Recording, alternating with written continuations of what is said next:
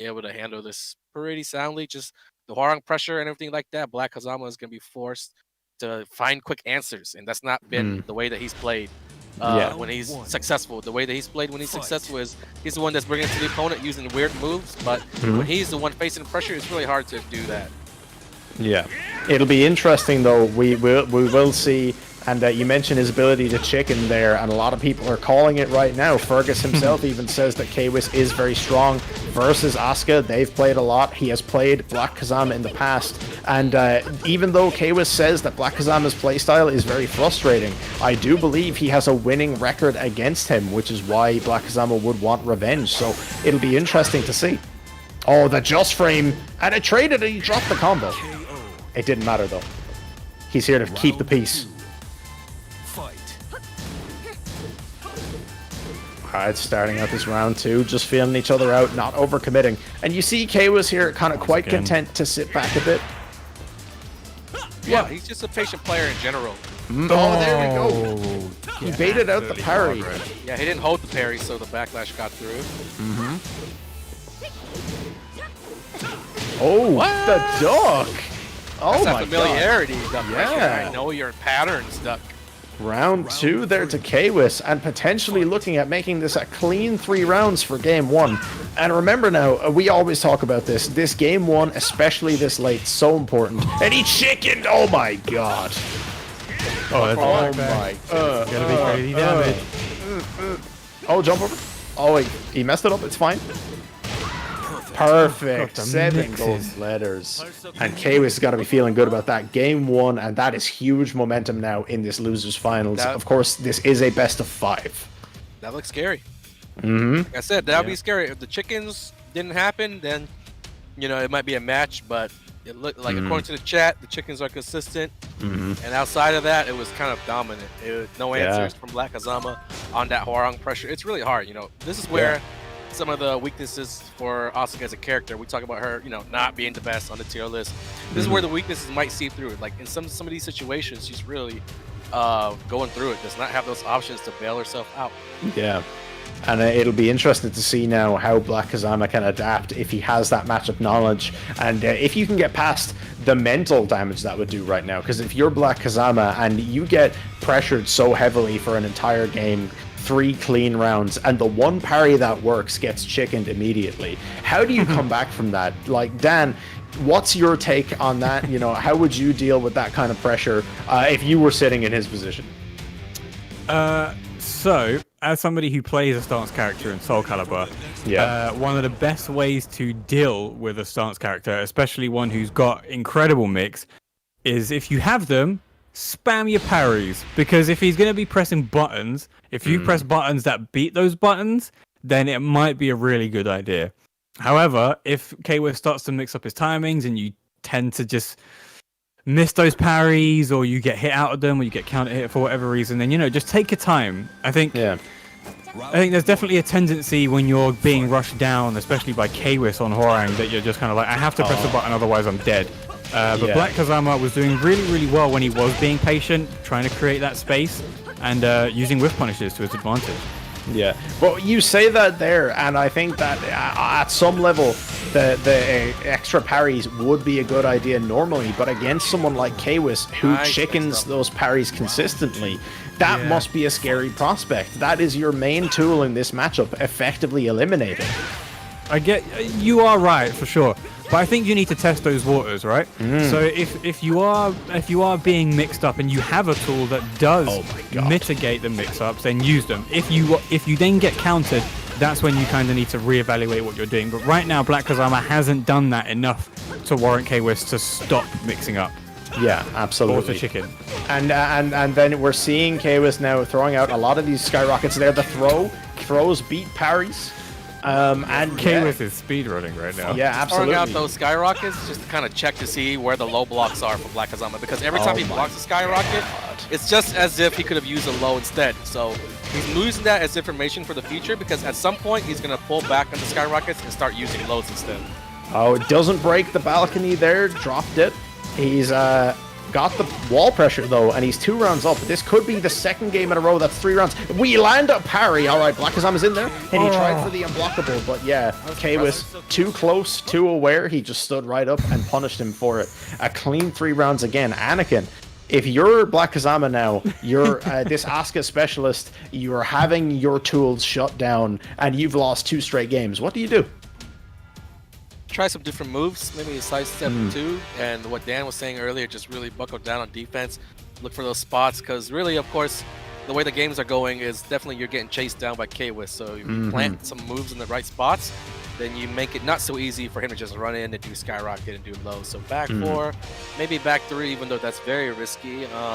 Yeah, just some different looks. Sidestep 2 is one that really escapes pressure, and this is all that's happening right now. It's just Blackkazama is getting pressured, can't, you know, find an opening, can't breathe. It's all Kwis right now. He's getting all the information. Yeah, absolutely. And it'll be interesting to see how he does that. I think one thing we're noticing a distinct lack of so far from Blackkazama's side is just dick jabs. Dick jabs out of a lot of the stance pressure against Hwoarang, because that is, you know, it's one of the simplest moves you can throw out, but again, it does actually deal with a lot of that pressure if you know what foot is forward, right? That's a big key thing. And but Kwis is going to be ready for that. He's probably going to be mixing his pressure in such a way that he's ready to buffer low parries when he needs to. So I'm very interested to see how Blackkazama can kind of come over this mental block he finds himself in, because I really feel like this is advantage Kwis right now. I would put my money quite safely on this being a clean 3-0, but you never know. It's looking pretty likely right now, to be fair, Nibs. There's not... It could just be that it's late and Blackkazama's run out of steam. It could just be that he doesn't know how to deal with Kwis with Hwoarang. It could just be that... Round 1. I don't know. I mean, there's a plethora of reasons why Kwis is speedrunning this so effectively, but right now, I mean, okay, that's a first parry. The first thing he does in this game is parry, and he gets beaten. Now he's able to start an offense because... oh, never mind. Okay, I was going to say, because if you press buttons and you're able to beat Hwoarang, then you're able to take your frames and start moving forward. But never mind, because Kwis doesn't care about frame data. Yeah, but at the same time, when you have this kind of mental advantage and you have this kind of score advantage, you can afford to take bigger risks. You can afford to disrespect some of these scenarios, because oftentimes, if they pay off, you know, that's just going to further exacerbate the problem your opponent is having. Gets the throw, no guaranteed back 3 anymore. Oh my god, and a clutch back 3. Whose back 3 are you talking about, Nibs, in this situation?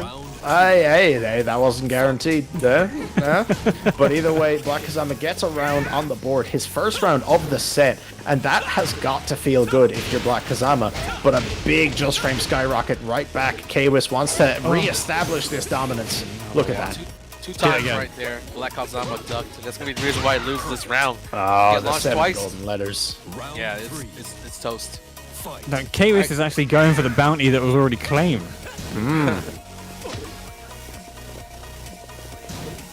Alright, Blackkazama trying to slow down the pace of the match a bit, not letting Kwis come in quite as hard. Gets the parry. Great call out. Beautiful stuff. And like you said, I think maybe just being a little more sparse with the parries, but being willing to throw them out. Kwis even noted this himself. He is never afraid to do them, but he needs to think about when. Kwis was not ready for that. Good whiff punish. Oh, good parry of his own. Oh, parries on parries, let's go. Oh, what? The running tackle went under one leg and hit the other. Yeah. I've never seen that before, but either way. Yeah, Kwis. Okay. Oh, gets clipped. Blackkazama bringing this back. Nice, not going for full charge. Alright. This is huge now if you're Blackkazama. You're a round up over the guy who just 2-0'd you so far. And Kwis now panicking. Let's go. Gets hit by another parry. Blocks a string. And the rage drive plus frames. Oh, chicken! Oh, chicken's the parry for the kill. Kwis has to feel good about that one. 50-50 so far on the chickens. A few reversals have gotten through, so it's worth a shot for Blackkazama, who just needs anything right now. He needs answers just to get this one round and stay alive. Kwis is going for the kill. I like how he's remaining patient, but still looking to press on as Hwoarang, you know. All right. I think somebody said that in the chat. Somebody was recommending that for Blackkazama to use. Man, it's really paying off right here. Yeah, all right. Taking advice from everybody. Taking advice from the chat, the commentators. And K-Wiss, nice parry of his own again. Rage Drive clips him, plus frames. Rage Drive on this one. And look, frames, very nice. we saw it. He was fishing for another parry chicken there. Good duck, but that must have been a Twitch duck. You don't really know what to do in those situations. But there you go. Blackkazama takes a game off of K-Wiss. It is not over until it's over. If I was a betting man, I would have lost my hypothetical money that I put on K-Wiss supposedly taking that 3-0. So Blackkazama on the board now, and that has to feel great if you're Blackkazama. That really changes the complexion of the rest of the match. K-Wiss, we saw start to maybe crack up a little bit there. I think he started to fall back into some bad habits. He even mentioned it himself earlier, overusing that Peacekeeper. And I think we didn't really see Blackkazama take advantage of it, but we saw a couple of big Peacekeeper whiffs there. Could have been much worse for K-Wiss. So it'll be interesting to see now how he kind of changes his approach going into this game 4. Yeah, for sure. I think, you know, maybe BK was listening. Maybe they were taking advice. Just throw them out and see what sticks. I do like he was adding in some down forward 2s as well, and with Asuka, it's safe, it's a launching opportunity, and another move that you can kind of use for keep out. You know, she doesn't have really any home run attacks that you can use all day and really be effective, but she does have these little tools here and there that you can use for this situation, that situation. And when the heat is on, you know, the pressure that Hwoarang is bringing to you, you definitely need everything that you can. So we saw a back 3 there, that was good. We saw a couple of back 4 attempts as well, side step 2. So all the stuff, and of course that I think that kick parry Sabaki or whatever, that's a new one I think in season 4. So yeah, Blackkazama's doing it all right now just to stay alive. But for K-Wiss, you know, like I said, all those skyrockets that we were seeing earlier can at any point start turning into actual lows that break defenses. So it's on him to decide when he wants to pull that trigger.